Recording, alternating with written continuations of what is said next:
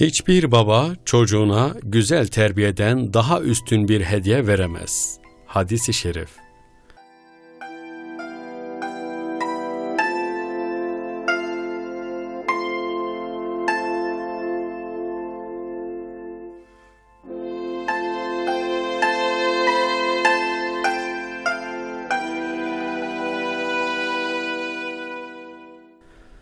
Çocuk terbiyesine evvela ana babanın terbiyesinden başlamalıdır. Zira bu yüce terbiye, mürebbi yani terbiye edici sıfatını kazanabilen olgun anne ve babaların gerçekleştirebileceği bir eğitimdir.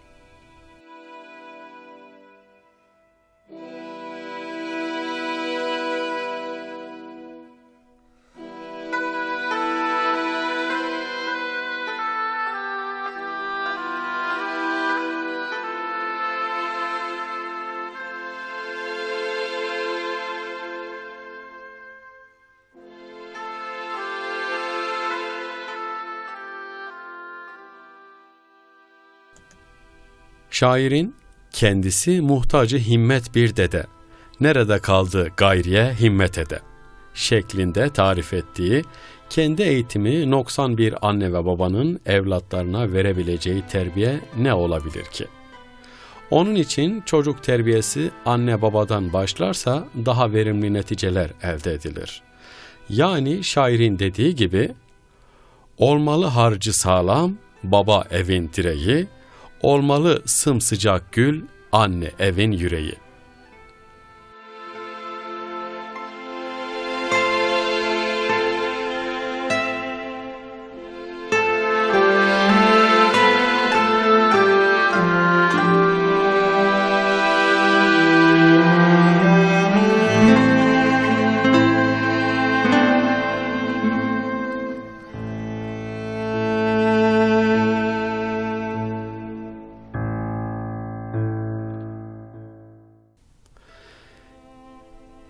İslam'a göre çocuk terbiyesi nasıl yapılır?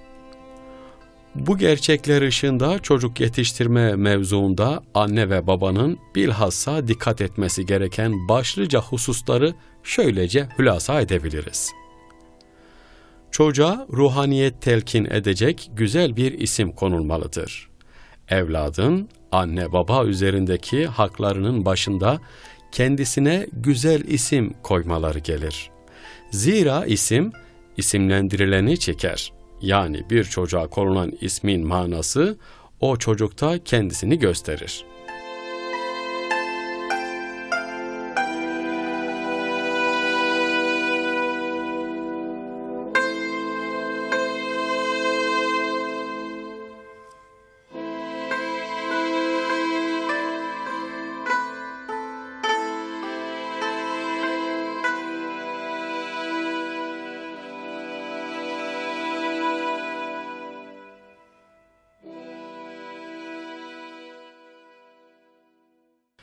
Tebarani'nin kaydettiği bir rivayete göre, Peygamberimiz sallallahu aleyhi ve sellem bir gün bir dişi deve getirtir ve onu kim sağacak diye sorar. Bu işe talip olan iki kişinin isimlerinin mürre yani acı olduğunu öğrenince onlara oturun der. Üçüncü kişi de adının cemre yani kor halindeki ateş olduğunu söyler. Ona da otur der. Sonra adının Yaşar olduğunu söyleyen sahabeye bu vazifeyi verir. Kur'an-ı Kerim'de mealen buyruluyor ki, kendinizi ve aile efradınızı cehennem ateşinden koruyun. Tahrim suresi 6. ayet.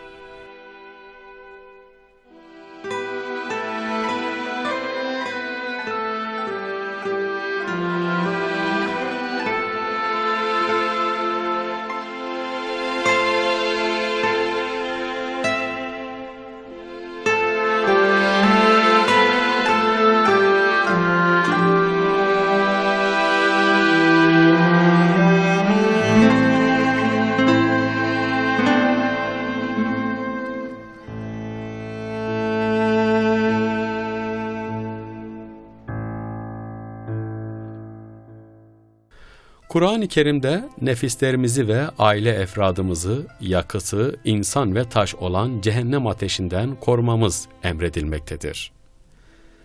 50-100 senelik kısa bir hayat için evladımızı dünya felaketlerinden korumaya çalıştığımız gibi ebedi felakete düçar olmaması için ahiretini de korumamız lazımdır. Bir babanın evladını cehennem ateşinden koruması, dünya ateşinden korumasından daha mühimdir. Cehennem ateşinden korumak da imanı ve farzları ve haramları öğretmekle ve ibadete alıştırmakla ve kötü arkadaşlardan ve zararlı neşriyattan korumakla olur.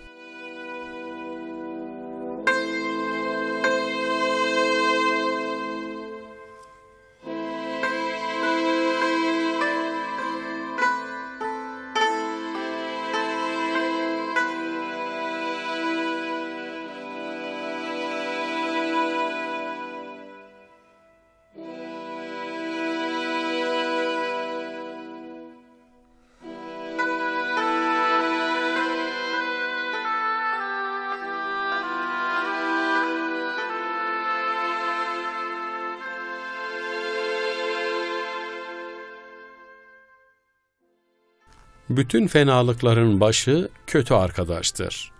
Kötü arkadaşları onun küstah, yalancı, hırsız ve saygısız olmasına sebep olabilir. Senelerce de bu kötü huylardan kurtulamaz. Feyizli bir ortamda inkişaf etmeleri için yedirilen lokmaların helalliğine dikkat edilmelidir. Çocuklar, konuşmadan davranışlara kadar sürekli olarak büyükleri taklit ede büyürler. Çünkü onlarda örnek alarak taklit etme özelliği hakimdir.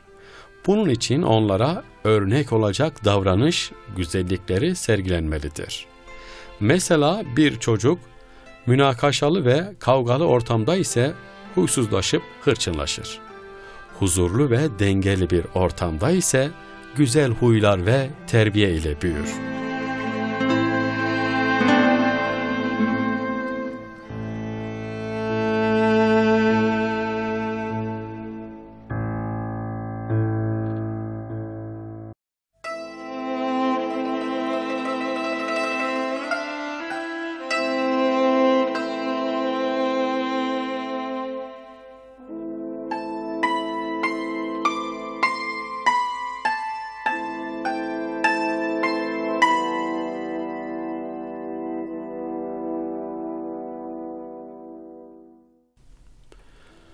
Çocukların davranışları onlara hissettirmeden daima kontrol edilmeli. Özellikle göz önünde yapmadıkları kabahatleri gizli ve tenha yerlerde işlemelerine meydan verilmemelidir. Çünkü bu durumda karakterleri zaafa uğrar, çift şahsiyetli olurlar. Bu halin ilk yansımaları da yalan ve riyadır. Çocukların güzel işleri takdir edilip mükafatlandırılmalı, hataları ise görmezden gelinmemelidir. Çünkü olumlu davranışlar mükafat ile pekiştirilerek çocuğun şahsiyetinde kalıcı bir yer edinir. Buna karşılık vaktinde ikaz edilmeyen kusurlar tekrarlana çocuğun karakter özelliğinin bir parçası haline gelir. Bu yüzden bilhassa kız çocuklarının küçük yaşlardaki kıyafet yanlışlıkları müsamaha ile karşılanmamalıdır. Zira insanın alıştığı şeyler zamanla geri dönülemeyen tiryakilikler haline gelebilir.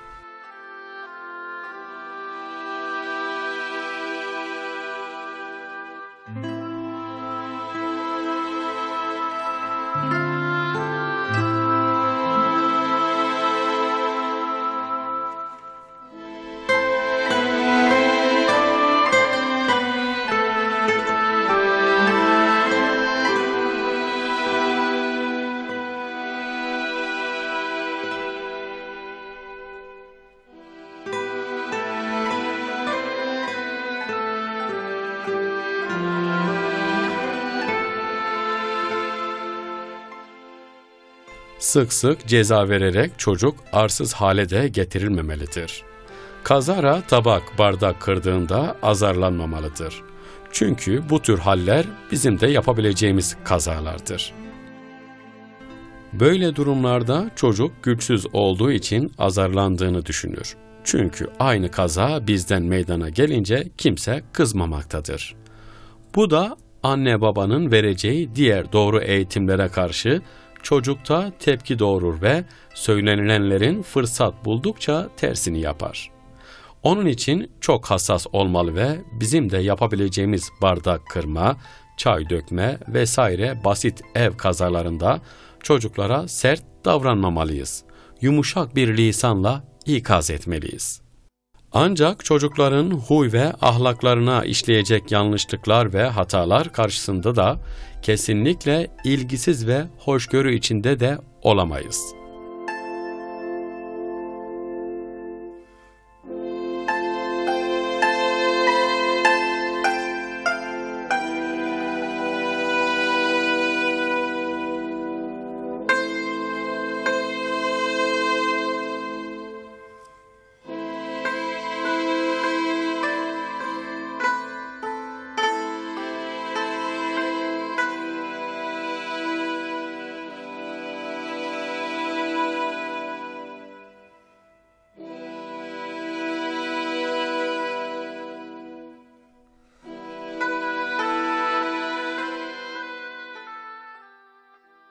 Fakat çocuğa verilecek herhangi bir eğitime uygun ceza, yasak ve yönlendirme gibi davranışlarda da onun haksızlığını ve yaptığının yanlış olduğunu kendisine mutlaka kabullendirerek bunu yapmak çok mühimdir.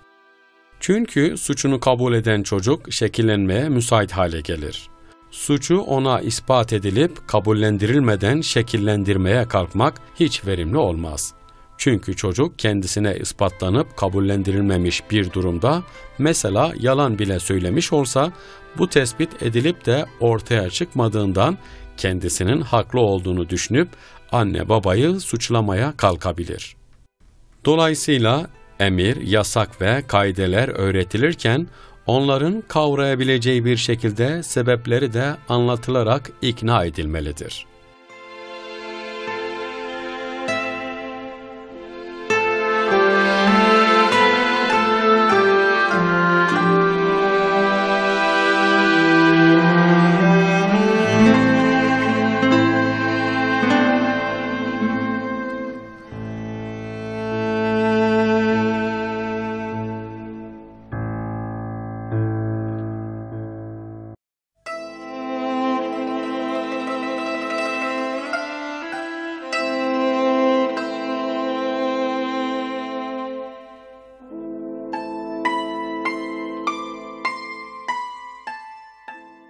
Adab-ı muaşeret yani davranış usulleri ve ahlak kaideleri öğretilmeli, bilhassa varlıklı aileler çocuklarının akranlarına kaba ve kibirli davranmamalarına mani olmalıdırlar.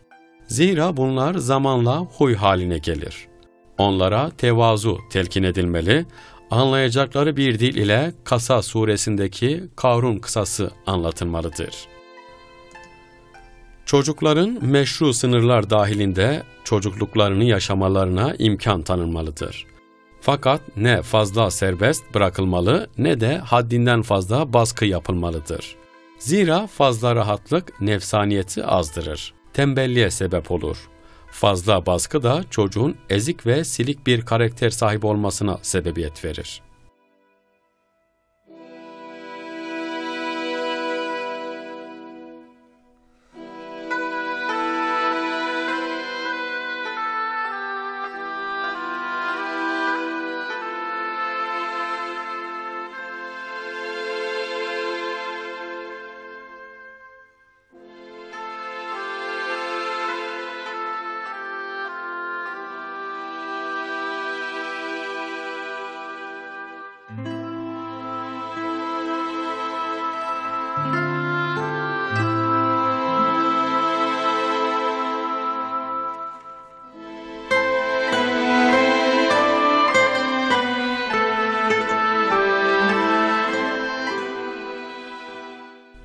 Aşırı baskı şahsiyetli çocuklarda sadece bir ezikliğe sebep olmaz, bazen de isyana düşürür. Böyle çocuklar aşırı baskı neticesinde bilhassa belli bir yaşa geldikten sonra asileşir ve ana babayı dinlemez hale gelirler. Bu yüzden ölçülü bir üslup ile vakitlerini faziletli birer insan olmalarına vesile olacak davranışlarla doldurmaya gayret edilmelidir. Kendilerine Cenab-ı Hakk'ın nimetleri hatırlatılıp hamd ve şükre alıştırılmalıdır. Peygamber Efendimizin hayatından misaller verilerek iç alemlerinin ruhaniyet ikliminde yoğrulmasına gayret edilmelidir.